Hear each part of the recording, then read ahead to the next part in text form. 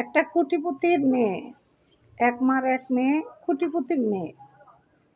সেই মেয়ে দামি ভার্সিটিতে বাবা মা তাকে ভর্তি করছে, সে পড়তো। তো পরে ওখানে পড়তে পড়তে একটা ছেলের সাথে তার রিলেশন হয়ে যায়। ছেলেকে পছন্দ করে, ছেলেকে ভালো লেগে যায়, রিলেশন করে। তো করতে করতে এক পর্যায়ে এমন একটা মহব্বত সৃষ্টি তাদের ভিতরে হয়ে যায়, তারা দৈনিক মিলামিশা করতো, সেক্সের কাজ করতো দৈনিক। তারা দৈনিক হোটেলে চলে যেত, কারণ মেয়ে কোটিপতি, টাকা পয়সার অভাব নাই। মেয়ে আবার অবশ্য ড্রিঙ্ক করতো, নেশা করতো মেয়ে। ছেলে নেশা করতো না, মেয়ে নেশা করতো। তো নেশার ছলে মেয়ে মাতাল থাকতো, বেশিরভাগই মাতাল থাকতো। আবার পড়াশুনোও কিন্তু মেয়ে ভালো ছিল। তো সেই মেয়ে ওই ছেলেকে ছেলে কিন্তু রাজি হয় নাই।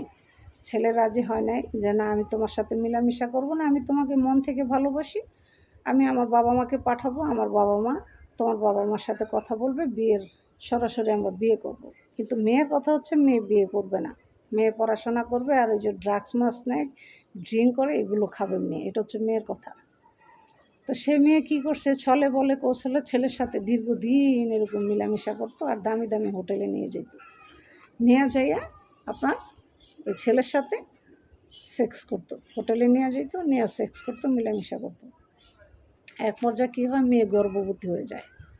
গর্ভবতী হয়ে যাওয়ার পরে মেয়ে এখন মার কাছে কী বলবে, একটা কথা বলে তো মাকে লুকানো লাগবে। এখন মারে বলে, মা আমার বান্ধবীর বাড়িতে যাব, বান্ধবী অনেক অসুস্থ, দীর্ঘদিন একটু থাকতে হবে, তো আমি ওখানে থাকবো। প্রায় 10 মাস মেয়ে বাড়িতে নাই।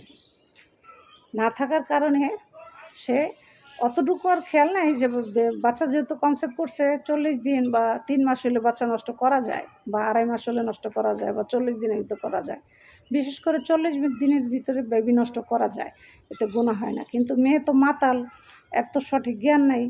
মেয়ে কী করছে, ওই বাচ্চা পেটে রাখছে। আপনি চিন্তা করেন, বাচ্চা পেটে রাইখা বাচ্চাটা সে জন্ম দিছে, সিজার অপারেশন করে সে জন্ম দিছে। দেওয়ার পর সেই মেয়েটাকে, সে মেয়ে সন্তান হয়েছে, খুব সুন্দর ফুটফুটে একটা মেয়ে সন্তান হয়েছে।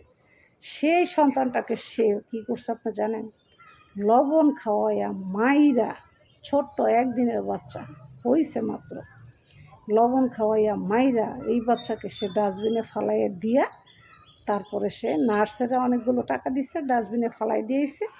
ফালাই দিয়ে একবারে ঝরঝরা হয়ে সে বাসায় আসছে। বাসায় আসার পরে এখন সিজারে পেট কাটা থাকলে জানেনই তো, অনেক দিন পর শুকায়, গাওটা শুকাইতে সময় নেয়। তখন মা বলে, কী ব্যাপার, করো কে, তোমার কী সমস্যা, এখানে কী সমস্যা? একদিনকার চোট লেগে গেছে, ব্যথা পেয়েছে কাটা জায়গায়। পরে দেখে পেটটা অনেকটা কাটা। কী ব্যাপার, তোমার এত বড় পেট কাটা, কারণ কি? সাধারণত বাচ্চা হলেই তো মানুষের এরকম পেট কাটে, তোমার কী সমস্যা হয়েছিল, তুমি পেট কাটছো কেন, অপারেশন করছো কেন? আর মেয়ের কাছে বিশেষ করে যে যে আপনার বড় লোকের মেয়েদের কাছে তো টাকা পয়সার অভাব থাকে না, তো জানেনই আপনারা, তাদের টাকা অলওয়েজ তাদের কাছেই থাকে। তখন মা বুঝতে পারছে যে মেয়ে আমার শেষ, বাদ হয়ে গেছে। তো কী করবো, আর মেয়ের জীবন নষ্ট হয়ে গেছে। তো পরে আর মেয়ে পড়াশোনা বন্ধ করে দিছে, মেয়েরা পুলিশের হাতে উঠাই দিছে।